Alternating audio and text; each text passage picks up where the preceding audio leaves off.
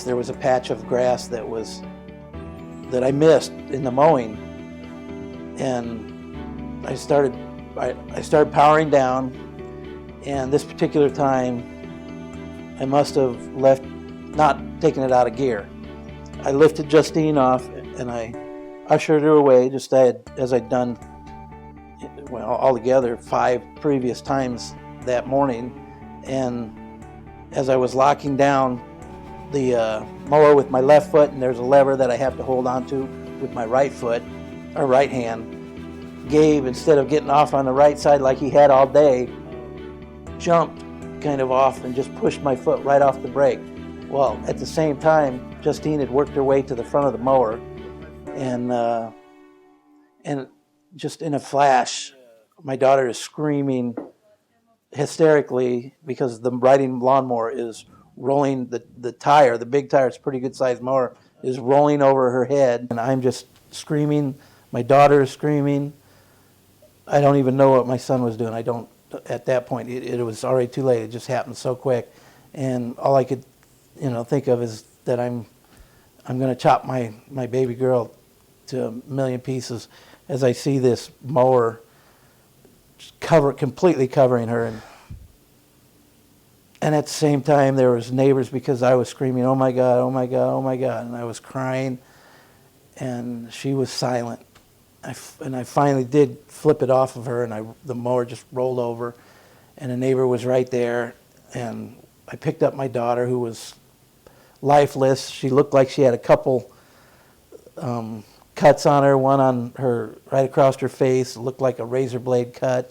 And my neighbor got behind the wheel, and I put her in her car seat, and I got in the front seat, but I was facing her, and I was trying to keep her awake the whole time. And he asked me, "Where are you going?" I said, "The med center, the med center." It had just opened on 75, just off of Highway 75 in Bellevue, which is about 8 minutes away from us. I ran inside the door, holding my daughter, and I yelled to him. I just ran over my daughter with the riding lawnmower, a receptionist that was sitting at the desk at the emergency room, and she picked up a phone, and within seconds the emergency doors opened up. A doctor and a nurse were standing right there. Ran over by a lawnmower. I'm thinking the blades got her, but instead it was a tire that rolled over her. But I'm still thinking, internal bleeding, head injury, internal head injury. Made sure she was stable, breathing, awake, alert, no obvious bleeding, then I did some further workup.